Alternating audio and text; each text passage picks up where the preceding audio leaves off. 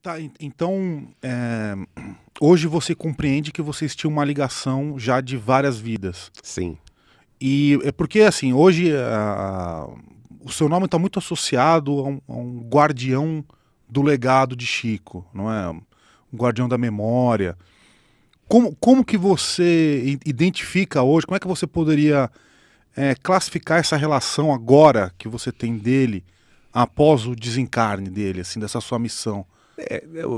Eu não vou me considerar como guardião, porque eu acho que essa palavra é muito pesada. Uhum. Eu acho que o Chico, ele tinha uma mente tão avançada na nossa frente, as coisas que ele me contava, por exemplo, nas nossas conversas na madrugada, na casa dele, em Uberaba, naquela época, as pessoas têm que compreender o seguinte, naquela época eu tinha 20 e poucos anos, eu não tinha 60 como hoje eu tenho 60. Né? Uma pessoa muito mais experiente e tal. E muitas das coisas que ele falava naquela época não existiam. Hoje elas existem. Então, para mim, era meio surreal o que eu estava ouvindo.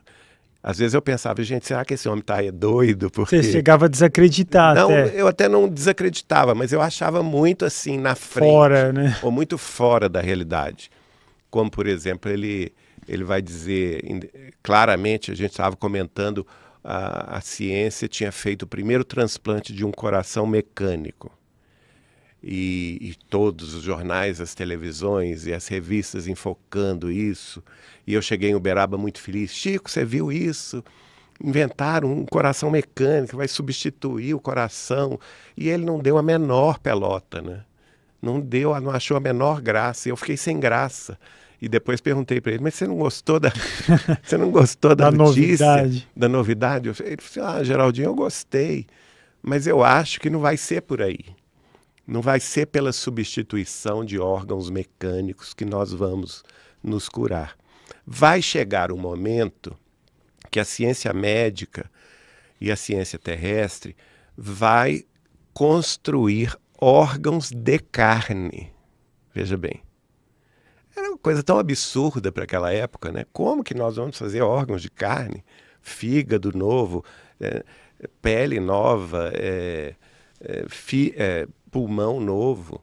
Para mim era uma coisa absurda. E hoje isso já existe, né? Já existe depois da decodificação do genoma humano, depois da questão também da invenção das impressoras 3D que estão explodindo nos Estados Unidos, né?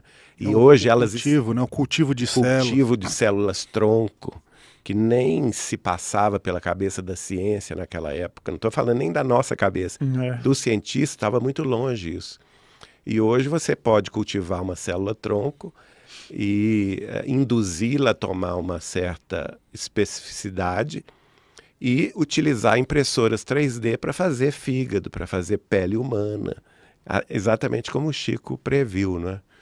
É isso que as pessoas não entendem. Ele era um homem muito avançado para a época Ainda hoje ele seria avançado, mas eu digo ainda mais 40 anos atrás.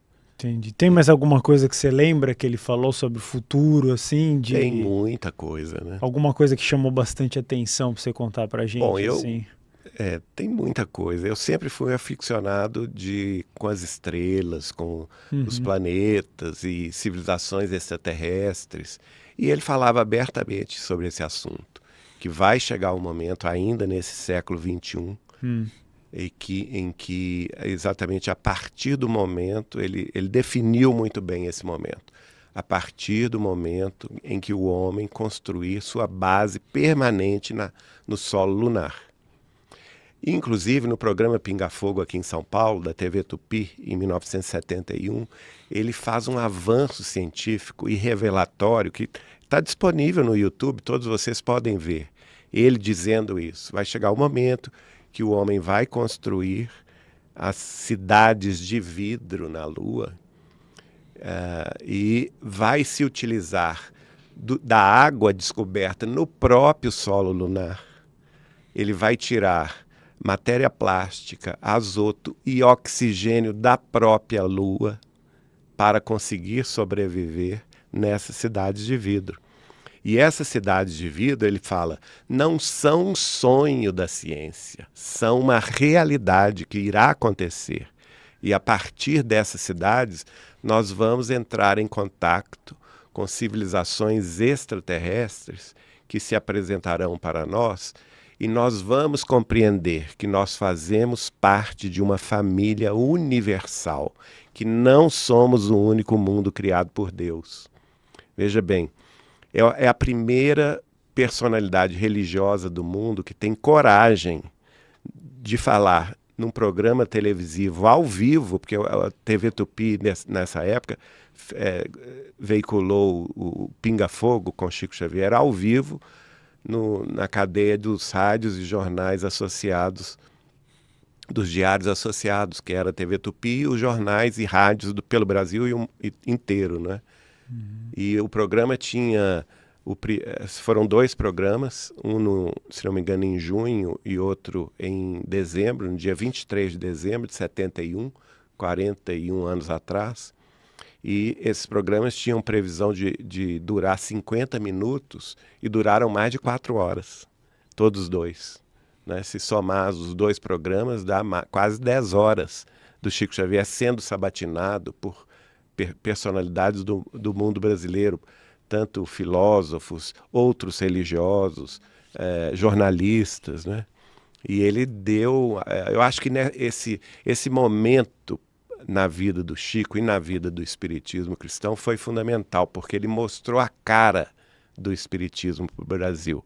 Porque até então o espiritismo estava envolto em muita fantasia, muita, vamos dizer assim, muito misticismo em torno do espiritismo, né? Muita gente falava, isso é coisa do demônio, e muito preconceito, inclusive, né? O Chico ter ido num programa televisivo que na época era o de maior audiência na televisão brasileira e ter respondido às questões do público e dos jornalistas e de pessoas ilustres da época durante quase 9 horas, ou mais do que 9 horas, nesses 2 programas, mudou bastante a aceitação, vamos dizer assim, do brasileiro, que o brasileiro ele é muito ecumênico, ele não constrói muros de separatividade, né? E tanto é que eu via lá em Uberaba o seguinte, o Chico era procurado por todo mundo. E tenho certeza o seguinte, nós espíritas mesmos, que seguíamos a doutrina espírita, éramos minoria entre aqueles que buscavam Chico Xavier. Eu conheci católicos, protestantes, judeus, ateus, budistas, hinduístas, que iam a Uberaba estar com Chico, né? Ele transpôs, vamos dizer assim, a barreira da separação aparente das religiões. Então, eu acho que, voltando aí à pergunta do Alê, eu não sou esse guardião.